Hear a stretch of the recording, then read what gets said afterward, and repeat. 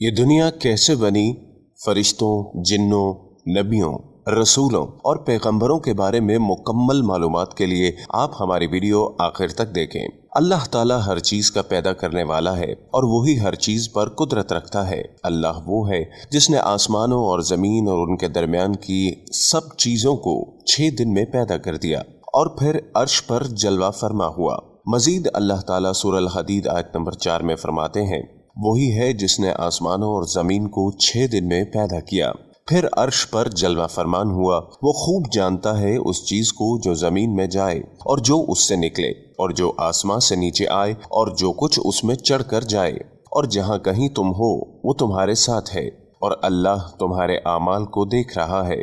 اسی طرح اللہ تعالیٰ سورہ ہود آیت نمبر 7 میں فرماتے ہیں، اور اللہ ہی وہ ذات ہے جس نے 6 دن میں آسمانوں اور زمین کو پیدا فرمایا اور اس کا عرش پانی پر تھا۔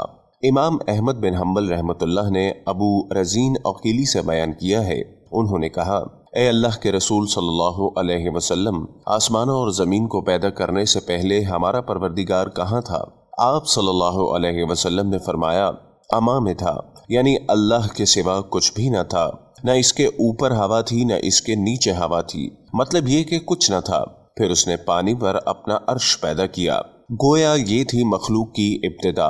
امام احمد، امام ترمذی، امام ابو داؤد اور دوسرے بہت سے محدثین نے سیدنا عبادہ بن صامت رضی اللہ سے روایت بیان کرتے ہوئے کہا، میں نے رسول اللہ صلی اللہ علیہ وسلم کو فرماتے ہوئے سنا ہے، آپ فرما رہے تھے کہ بلا شبہ اللہ نے سب سے پہلے قلم کو پیدا کیا، پھر اللہ نے اس کو حکم دیا، چنانچہ وہ اسی وقت چل پڑا اور قیامت تک ہونے والی ہر چیز لکھ دی۔ یہ اللہ کا علم تھا کہ جس کو قلم نے اس کے حکم کے مطابق لوح محفوظ پر لکھا۔ بخاری شریف کی حدیث میں ہے کہ یمن سے آئے ہوئے ایک وفد نے رسول اللہ صلی اللہ علیہ وسلم سے کہا، ہم آپ کے پاس دین کی سمجھ اور ابتدائے خلق کے بارے میں پوچھنے کے لیے آئے ہیں، یہ کہ سب سے پہلے کیا چیز تھی؟ آپ صلی اللہ علیہ وسلم نے فرمایا، اللہ تھا، اس سے پہلے کوئی چیز نہ تھی، اس کا عرش پانی پر تھا، پھر اس نے لوح محفوظ پر ہر چیز لکھ دی اور آسمان اور زمین کو پیدا کیا، یعنی ابتدا میں پانی پر عرش کی تخلیق ہوئی، پھر قلم کی پیدائش ہوئی، اس نے سب کچھ لکھ دیا۔ علماء کرام کا بیان ہے کہ قلم کے فوراً بعد لوح محفوظ کو پیدا کیا گیا، چنانچہ قلم نے لوح محفوظ میں ہر چیز لکھ دی۔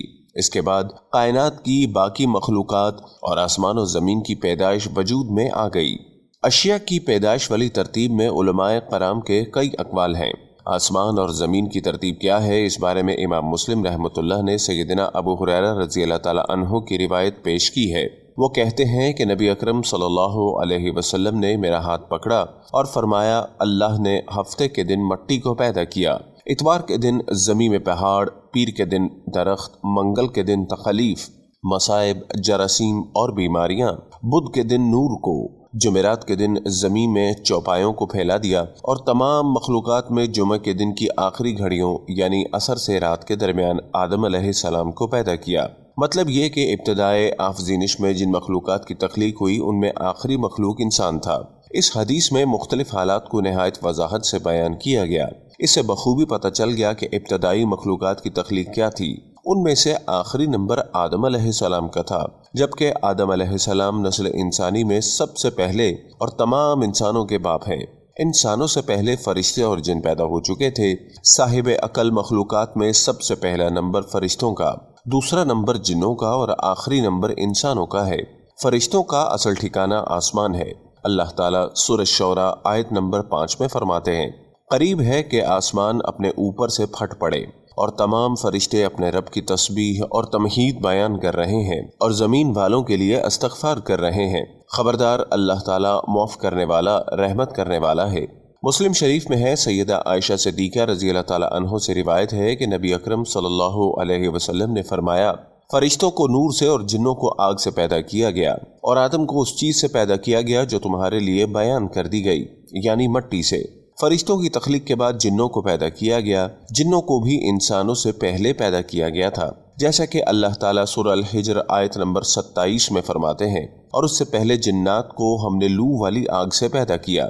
جنات کے بارے میں بہت زیادہ آیات و احادیث موجود ہیں۔ اللہ تعالیٰ فرماتے ہیں، اور جنات کو آگ کے شعلے سے پیدا کیا گیا۔ मारिज आग के भड़कते शोले के किनारे को कहते हैं। गोया जिन्नों को आग की जड़ से नहीं बल्कि आग के शोलों के किनारे से पैदा किया गया। कुरान मजीद में अल्लाह ताला ने इब्लीस शैतान का कौल नकल किया, तूने मुझे आग से पैदा किया। इस तरह पहले भी बयान हो चुका है। अल्लाह ने फरमाया, इससे पहले जिन्नात को हमने लू वाली आग से पैदा किया।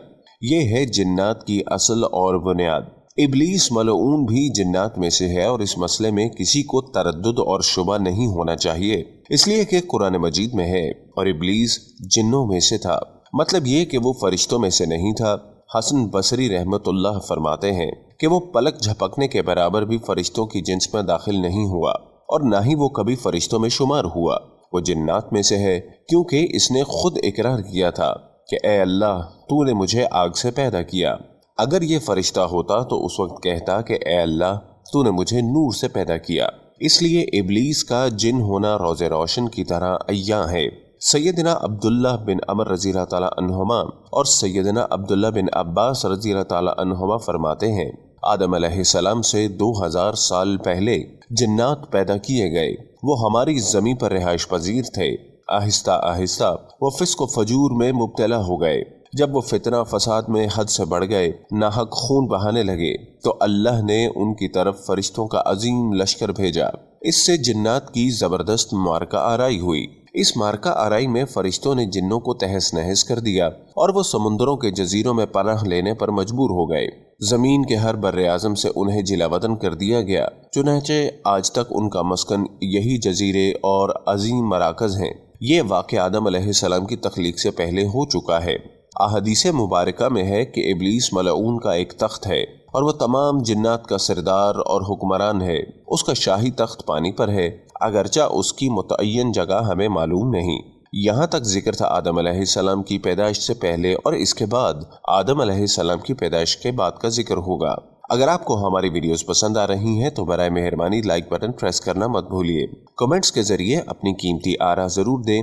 इसके बाद चैनल को सब्सक्राइब कीजिए और बेल के बटन को दबाना हरगिज़ मत भूलिए।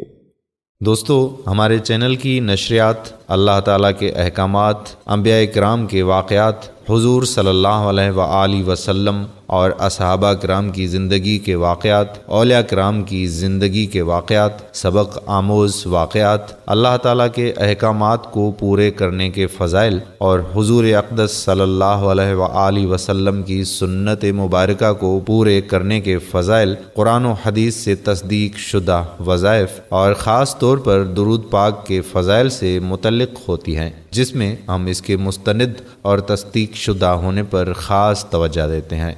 हमारा ताल्लुक़ किसी भी फ़िरके या ग्रोह से नहीं और हमारा मकसद खालिस्तन अल्लाह ताला की रज़ा के लिए नेकी का पैगाम उम्मत मुसलमा तक पहुँचाना ही है। ये वीडियोस हमारे चैनल पर अपलोड हो चुकी हैं या होने वाली हैं, जिनका टाइटल आप अभी देख रहे हैं। आपके ताउन का बहुत बहुत बहुत शुक्रिया। अल्लाह और उसके रसूल का ये पैगाम दुनिया के आखिरी कोने तक पहुंचाने में हमारा साथ दीजिए। हमारे चैनल को सब्सक्राइब करें और हमारे फेसबुक पेज को लाइक करें और हमारी वीडियोस को शेयर भी किया करें। ये सदक़े जारिया है जिसका सवाब हमें मरते दम तक बल्कि मरने के बाद ता क़यामत मिलता रहेगा। अपना ख्याल रखिएगा। अल्लाह ताला के अहकामात को पूरा करने और हुजूर सल्लल्लाहु अलैहि वसल्लम के तरीक़ों के मुताबिक ज़िंदगी गुजारने की कोशिश और नीयत ज़रूर कीजिएगा और दुरूद शरीफ का बहुत ज़्यादा एहतमाम कीजिए और लोगों को भी इसकी तलक़ीन करते रहें। दुरूद शरीफ दुनिया व आखिरत के ख़जानों की चाबी है।